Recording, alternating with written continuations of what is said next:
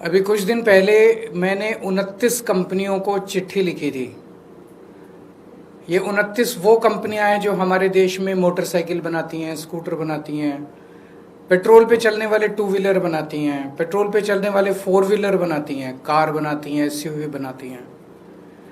उनसे चिट्ठी में मैंने पूछा था कि भाई ये बता दो साफ साफ लिख के कि क्या आपके 2023 से पहले जो बने हुए व्हीकल हैं उन व्हीकल्स में E20 पेट्रोल इस्तेमाल किया जा सकता है।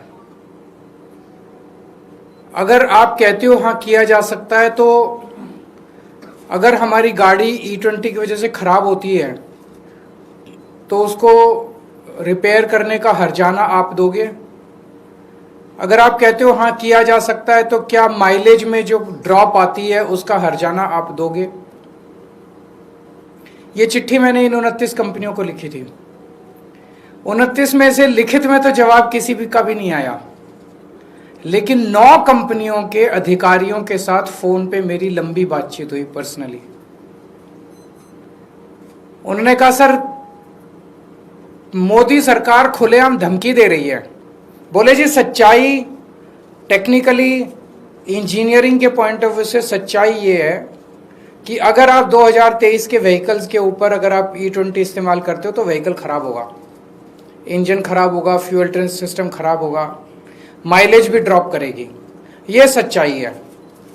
लेकिन हमें धमकी दी गई है मोदी सरकार के द्वारा कि अगर तुमने ये कहा, अगर तुमने पब्लिकली ये कहा जनता के बीच में, तो फिर देख लो खैर नहीं है, तुम्हारा प्लांट बंद करा देंगे, ईडी की रेड करा देंगे, इनकम टैक्स की रेड करा देंगे, सीबीआई की रेड करा देंगे, तुम्हारी कंपनी बंद करा देंगे।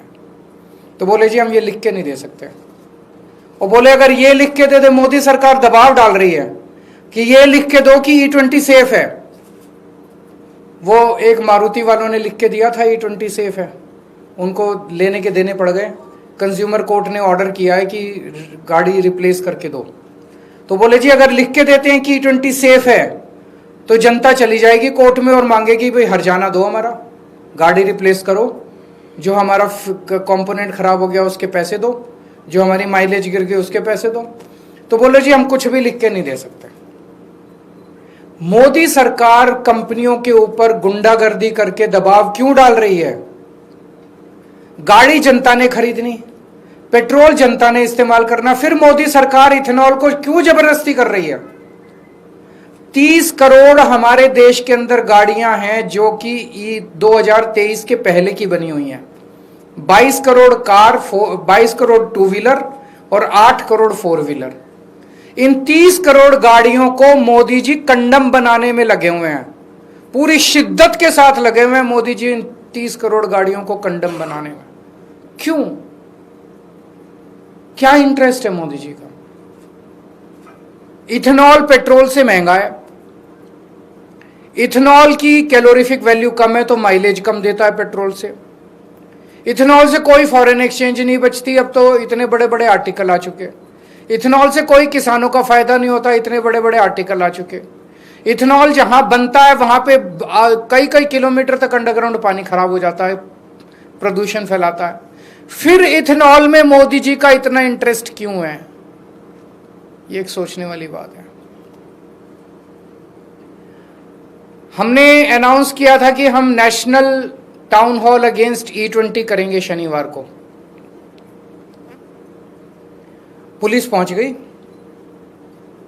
मोदी जी ने अभी तो शुरू भी नहीं हुआ टाउन हॉल, उसके पहले ही हार मान ली। पुलिस के जरिए वो रुकवाने की कोशिश कर रहे हैं कि ये टाउन हॉल नहीं होना चाहिए।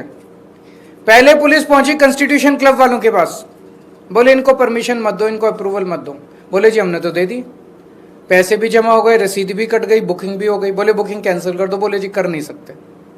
फिर पुलिस हमारे पास आई, सौरभ के पास आई जी सर, और पुलिस कहती है परमिशन लो। आज तक इंडोर एक्टिविटी की कभी कोई परमिशन नहीं होती थी इस देश के अंदर। हमने कॉन्स्टिट्यूशन क्लब में इतने प्रोग्राम किए, आज तक कभी कोई परमिशन नहीं ली। अब कह रहे हैं परमिशन लो। तो मैं प्रधानमंत्री जी से कहना चाहता हूं, बता दो किस किस चीज की परमिशन लेनी है। खाने की भी परमिशन लेनी है, पीने की भी परमिशन लेनी है, नहाने की भी परमिशन लेनी है, सोने की भी परमिशन, किस किस चीज की परमिशन लेनी है? आज तक कभी इंडोर एक्टिविटी की परमिशन, फिर अब किस चीज की परमिशन? तो प्रधानमंत्री जी, ये पुलिस की धमकी मत दो। जनता ने दिखा दिया आपको कि वो आपकी पुलिस से नहीं डरती। आपने डंडे ही तो मारोगे, जेल ही तो भेजोगे, सब करके देख लिया आपने, लेकिन इस देश की जनता नहीं मानती। E20 तो प्रधानमंत्री जी आपको वापस लेना पड़ेगा। शांति से ले लो, नहीं तो जनता करवा लेगी। अगर आपके कोई प्रश्न है तो होगा, बिल्कुल होगा, है, टाउन हॉल है। तो आपने सर परमिशन मांगी है? ना, जरूरत ही नहीं है कानून में। हमने कहा भाई कानून दिखा दो, कानून नहीं है उनके पास कोई। टाउन हॉल होगा, बिल्कुल होगा, सब लोग आइए। खूब जबरदस्त रिस्पॉन्स आ रहा है। हजारों लोग तो ऑनलाइन जुड़ेंगे और कई लोग जो हैं वो फिजिकली आएंगे।